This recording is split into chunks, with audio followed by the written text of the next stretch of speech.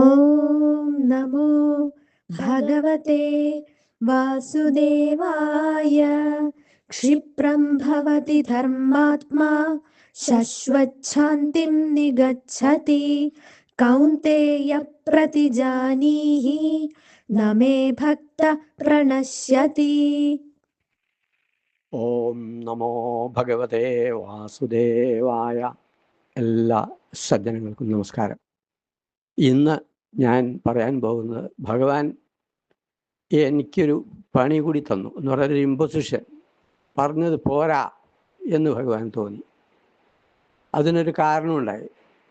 എങ്ങനെയാണ് എന്നെ ബോധ്യപ്പെടുത്തിയതെന്ന് ചോദിച്ചാൽ, കഴിഞ്ഞ ക്ലാസ്സിൽ നമ്മൾ 9-ാം അധ്യായത്തിൽ 31-ാമത്തെ ശ്ലോകം വരെ ആണ് പറഞ്ഞിട്ടുള്ളത്, അർത്ഥം പറഞ്ഞിട്ടുള്ളത്. അതിൽ 31-ാമത്തെ ശ്ലോകം അർത്ഥം പറഞ്ഞത് പോരാ എന്ന് ഭഗവാനൊരു തോന്നൽ. അതെങ്ങനെ എന്നെ ബോധ്യപ്പെടുത്തിയത്? ഇത് ചൊല്ലുന്നത് എൻ്റെ മോളാണ്.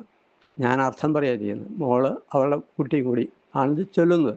അവർ വളരെ ശ്രദ്ധയോട് കൂടി ചൊല്ലുന്നുണ്ട്. ഞാൻ അവരോട് പറഞ്ഞു, 26, 27, 28, 29, 30 ശ്ലോകങ്ങൾ ആണ് വേണ്ടത് എന്ന് പറഞ്ഞു വാക്കാൽ. 27, 28, 29, 30. അപ്പോൾ ഈ 30 ഞാൻ അത് പറയുകയും, പക്ഷെ ഞാൻ അർത്ഥം പറഞ്ഞത് 31 കൂടി പറഞ്ഞിട്ടുണ്ട്. 30. അപ്പോൾ അവർ ചൊല്ലിയത് 30 വരെയുള്ളതും ഞാൻ പറഞ്ഞത് 31 വരെയുള്ള ശ്ലോകങ്ങൾ. 27, 28, 29, 30, 31. ഇത്രയും ശ്ലോകങ്ങളെ പറ്റി ഞാൻ പറഞ്ഞു. പക്ഷെ ചൊല്ലിയത് ഒന്ന് കുറയും ചെയ്തു. ഇനിയിപ്പോൾ എന്താ ചെയ്യുക?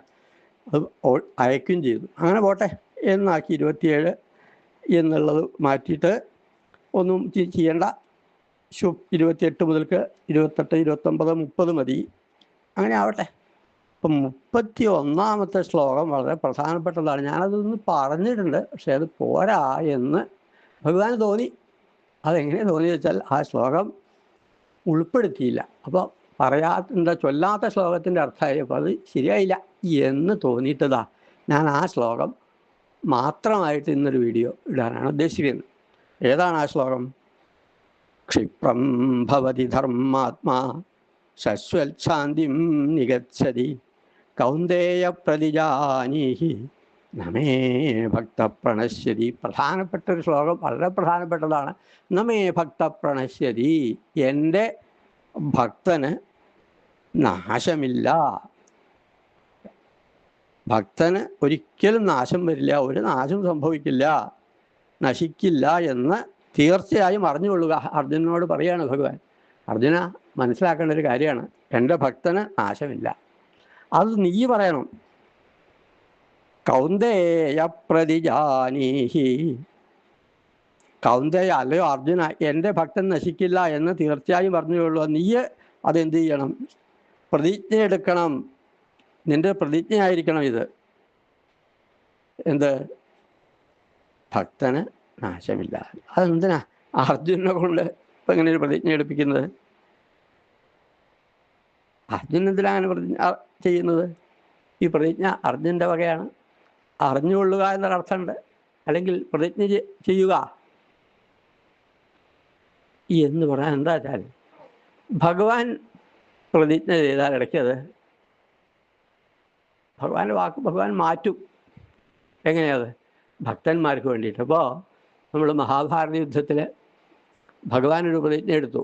ഞാൻ എൻ്റെ സൈന്യങ്ങൾ മുഴുവൻ കൗരവന്മാർക്ക് കൊടുക്കുകയും ഞാൻ വെറും ഒരു പാർത്ഥസാരഥി ആയിട്ട് നിൽക്കുകയുള്ളൂ, ആയുധം എടുക്കില്ല എന്ന് ഭഗവാൻ പ്രതിജ്ഞ ചെയ്തിട്ടുണ്ട്.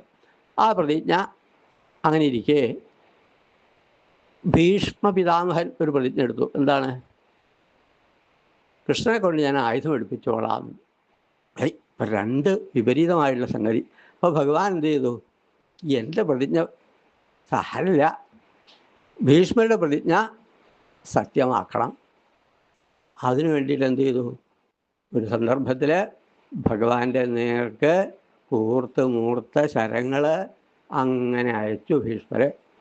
ഭഗവാന്റെ ശരീരം ഈ ആയുധം ഏറ്റിട്ട് മുറിവ് പറ്റി ചോരങ്ങനെ ഒലിക്കുകയാണ്. സാരില്ല. ഈ അർജുനനെയും കൂടി അങ്ങോട്ട് വേദനിപ്പിക്കാൻ തുടങ്ങി എന്ന് കണ്ടപ്പോൾ ഭഗവാൻ ഇത് നിർത്തി. ഞാൻ തേരാണ് നിർത്തി, ചക്രം കയ്യിലെടുത്ത് ഭീഷ്മരുടെ നേരേക്ക് അങ്ങോട്ട് ഓടി. അപ്പോൾ ഭീഷ്മര് സന്തോഷമായി. വരിക വരിക, വരൂ കൃഷ്ണ, ഞാനും കാത്തിരിക്കുകയാണ്. ചാകാത്ത നാളല്ല ഞാനും പിറന്നത്, ഞാൻ മരിക്കാൻ തയ്യാറാ. പക്ഷേ അർജുനൻ പിന്നാലെ ഓടി വരാം. കൃഷ്ണ അരുത് അരുത്, ആയുധെടുക്കാൻ പാടില്ല, പ്രതിജ്ഞയാണ് ഭഗവാന്റെ. ആയുധെടുക്കില്ല, ഞാൻ വെറുതെ ഒരു സാരഥി, ഡ്രൈവർ ഓൺലി, ആയുധെടുക്കില്ല. ആ പ്രതിജ്ഞ ഭഗവാൻ മാറ്റി. ആർക്ക് വേണ്ടിയിട്ട്? ഭീഷ്മര്, തൻ്റെ ഭക്തനായ ഭീഷ്മർക്ക് വേണ്ടിയിട്ട് ആ പ്രതിജ്ഞ ഭഗവാൻ മാറ്റി. ഇതാണ് ഭഗവാൻ. ഭക്തന്റെ പ്രതിജ്ഞയെ സത്യമാക്കാൻ വേണ്ടി സ്വന്തം പ്രതിജ്ഞ ഭഗവാൻ എന്തു ചെയ്യും? അത് സാരില്ലാത്ത അത് ലംഘിക്കും, വയലേറ്റ് ചെയ്യും. അപ്പം അത് ഇവിടെ പറ്റില്ല. ഏതൊരു പ്രധാനപ്പെട്ട കാര്യമാണ് ഇത്, ഭക്തന്റെ കാര്യമാണ്. ഭക്തൻ നശിക്കില്ല എന്ന് ഞാൻ പറഞ്ഞു. അതുകൊണ്ട് ഭക്തന് നാശം ഉണ്ടാവില്ല എന്നുള്ള പ്രതിജ്ഞ എടുക്കേണ്ടത് അർജുനാണ്. അർജുന, നീ പ്രതിജ്ഞ എടുക്കൂ, അറിഞ്ഞുകൊള്ളുക, അല്ലെങ്കിൽ പ്രതിജ്ഞ എടുക്കുക. എന്ത്? നമേ ഭക്ത പ്രണശ്ശരി, എൻ്റെ ഭക്തന് നാശമില്ല. അതിങ്ങനെ ഭഗവാൻ ഭാഗവതത്തിൽ പല സന്ദർഭങ്ങളിലായിട്ട് വ്യക്തമാക്കിയിട്ടുണ്ട്. ചിലപ്പം തോന്നും ഈ ഭക്തന്റെ കഥ ഇപ്പം കഴിയും. ഏയ്, അതൊന്നും പറ്റില്ല. അവിടെ ഓടി അങ്ങനെ വരും ഭഗവാൻ. ആ ഭക്തനെ ആ പ്രതിസന്ധി ഘട്ടത്തിൽ നിന്ന്, മരണവക്രത്തിൽ നിന്ന് രക്ഷിക്കും. അത് ഉറപ്പാ. ഭഗവാന്റെ പ്രതിജ്ഞയാണ്, അത് നിറവേറ്റും. നമേ ഭക്തപ്രണശ്യതി. അതുപോലെ യോഗക്ഷേമം വഹാമ്യഹം, ഭക്തന്റെ എല്ലാ യോഗക്ഷേമവും ഞാൻ തന്നെ നിർവഹിക്കും. അവനൊരിക്കലും ബുദ്ധിമുട്ട് വരില്ല. ഭക്തന് നാശമില്ല. ഭക്തന്റെ വിഷമം ഞാൻ തീർക്കും. എത്ര വലിയ പ്രതിസന്ധി ഘട്ടമായാലും അതിൽ നിന്ന് ഞാൻ രക്ഷിക്കും എന്ന് ഭഗവാൻ എന്നെ കാണിച്ചു തരുന്ന പല രംഗങ്ങളും ഭാഗവതത്തിലുണ്ട്. അപ്പം അതൊക്കെ ഒന്ന് വ്യക്തമാക്കാതെ നമ്മെ ഭക്ത പ്രണശ്ശേരിയുള്ള വാക്കിൻ്റെ അർത്ഥം മാത്രം പറഞ്ഞു പോയാൽ പോരാ എന്ന് ഭഗവാൻ തീർച്ചയാക്കി എന്നെ കൊണ്ട് വ്യക്തമായി പറയിപ്പിക്കുക ചെയ്തത്. അപ്പോൾ ഭക്തന് നാശമില്ല. സന്താനഗോപാലം എന്നൊരു കഥ ഭാഗവതത്തിൽ നമ്മൾ കേട്ടതാണ്. അർജുനൻ എന്ത് ചെയ്തു? ഒരു വാക്ക് കൊടുത്തു. ആർക്ക്? ബ്രാഹ്മണന്. എന്താ വാക്ക് കൊടുത്തത്? ഇനി ഒരു കുട്ടി ഉണ്ടാവുകയാണെങ്കിൽ അതിനെ ഞാൻ രക്ഷിക്കും. ആ ബ്രാഹ്മണന്റെ പ്രശ്നം എന്തായെന്ന് വെച്ചാൽ, കുട്ടികൾ, ഭാര്യ പ്രസവിച്ച കുട്ടികളൊക്കെ ഇങ്ങനെ മരിച്ചു പോകുന്ന ഒരു വിഷമം ആണ് ഉണ്ടായത്. അപ്പോൾ ആ വിഷമം ഭഗവാന്റെ അടുത്ത് എന്ന് പറഞ്ഞു. ഒരു കുട്ടിയാണ് വെച്ചാൽ അപ്പം ഓടി വന്ന് മാറത്തടിച്ച് കരയും ഭഗവാന്റെ അടുത്ത് വന്നിട്ട് ഈ ബ്രാഹ്മണൻ. ഭഗവാൻ അത് കേട്ട് എന്താ ചെയ്യുക? ഓരോരുത്തരുടെ കർമ്മഫലം എന്ന രീതിയിൽ ഉണ്ടാതിരിക്കുക ചെയ്യുക. ഒരിക്കൽ അർജുനൻ ദ്വാരകയിൽ ഉള്ള സമയത്താണ് ഈ ബ്രാഹ്മണൻ വന്നത്. ഇങ്ങനെ പറഞ്ഞ് കുറേ കരഞ്ഞ് പറഞ്ഞപ്പോൾ അർജുനൻ പറഞ്ഞു, ഇനിയൊരു ഉണ്ണി ഉണ്ടാവുകയാണെങ്കിൽ, ഒരു സന്താനം ഉണ്ടാവുകയാണെങ്കിൽ അതിനെ ഞാൻ രക്ഷിച്ചു കൊള്ളാം. അവൻ ബ്രാഹ്മണൻ കുറെ പുച്ഛിക്കുന്നുണ്ട്. എന്നെ കൊണ്ടൊക്കെ എങ്ങനെയാ സാധിക്കും? ഭഗവാൻ സാധിക്കാത്ത കാര്യം ഇവിടെ കേമായിട്ട് ഭഗവാൻ ശ്രീകൃഷ്ണനും ബലരാമനും ഒക്കെ ഉണ്ട്, അവരെ കൊണ്ടൊന്നും സാധിക്കാത്തത് എന്നെ കൊണ്ട് സാധിക്കുമോ എന്ന് പുച്ഛിച്ച് ചോദിക്കുമ്പോൾ അർജുനൻ പറയുന്നുണ്ട്, ഞാൻ ഇവരെ പോലും അല്ല, ഞാൻ അർജുനനാണ്, മധ്യമ പാണ്ഡവനാണ്, എൻ്റെ വില്ലാളി വീരൻ എന്നെൻ്റെ പേര് ലോകപ്രസിദ്ധമാണ്, കേട്ടിട്ടില്ലേ എന്നൊക്കെ പറഞ്ഞു. വിശ്വാസമാവുന്നില്ല. ഞാനൊരു കാര്യം ചെയ്യാം, അങ്ങയുടെ ഇനി ഉണ്ടാവുന്ന സന്താനം അതിനെ രക്ഷിക്കുവാൻ എന്നെക്കൊണ്ട് സാധിക്കില്ല എന്നുണ്ടെങ്കിൽ ഞാൻ തീയിൽ ചാടി ദേഹത്യാഗം ചെയ്തു കൊള്ളാം എന്ന് ഭഗവാൻ പറയുന്നുണ്ട്. ഈ കഥ നമുക്കറിയാം. ഞാനിപ്പോൾ ഈ സന്ദർഭത്തിൽ ഒന്നുകൂടി പറയുക, അത്രയേ ഉള്ളൂ. അപ്പം അങ്ങനെ ശരിയായി. മാനീസത്വാം അപൃഷ്ട്വാ എന്നൊക്കെ ഭഗവാനോട് പറയാതെ അർജുനൻ ഇങ്ങനെ പോവും. വിവരം കിട്ടിയാൽ അവിടെ പോവും, ബ്രാഹ്മണന്റെ ഗൃഹത്തിൽ പോവും. പ്രസവമയായി അവ സൂര്യഗേഹം ഒക്കെ ഇങ്ങനെ വളഞ്ഞു അമ്പ് കൊണ്ടൊക്കെ ചെമ്പിളിയിട്ടൊരു പ്രൊട്ടക്റ്റ് ഏരിയാക്കി. ഇനി എങ്ങനെയായാലും മരിക്കില്ല എന്ന് ഉറപ്പിച്ചു. അങ്ങനെ ഇരിക്കുമ്പോൾ സശരീരോ വിഹായസ, ആ ശരീരം പോലും, കുട്ടിയുടെ കരത്തിലേ കേട്ടുള്ളൂ, ശരീരം പോലും കാണാനില്ലാതെ ആയി വിഷമിച്ചു. ബ്രാഹ്മണൻ അല്ലാതെ ദുഃഖിതനായിട്ട് അർജുനനെ അങ്ങോട്ട് കലശലായിട്ട് ചീത്ത പറഞ്ഞ് നിവൃത്തിയില്ലാതെ അർജുനൻ പല ദിക്കിലും പോയി നോക്കി എവിടെയാ ഉള്ളതെന്ന്, എവിടെയും കാണാനില്ല എന്ന് മനസ്സിലായി. അവസാനം തൻ്റെ വാക്ക് പാലിക്കാൻ സാധിക്കാതെ മോഹോദ്യോഗപതിഷ്യൻ ഭൂതബുധി ഭവദാസസ്മിതം വാരിതോ ഭൂൽ. അങ്ങനെ തീയിൽ ചാടാൻ അങ്ങോട്ട് ചാവാൻ വേണ്ടി കുളിച്ചാണ് വന്നു. ഭസ്മൊക്കെ അടിച്ച് ബുധി മഹാദേവനൊക്കെ മനസ്സിൽ ധ്യാനിച്ചു. അവസാനം ശ്രീകൃഷ്ണ ഭഗവാനെ അങ്ങനെ ധ്യാനിച്ച് തീരങ്ങനെ വല പ്രദക്ഷിണം വെച്ച് അങ്ങോട്ട് ചാടാൻ അങ്ങോട്ട് പുറപ്പെട്ട സമയത്ത് ഒരു തട്ട് അങ്ങോട്ട് തട്ടി.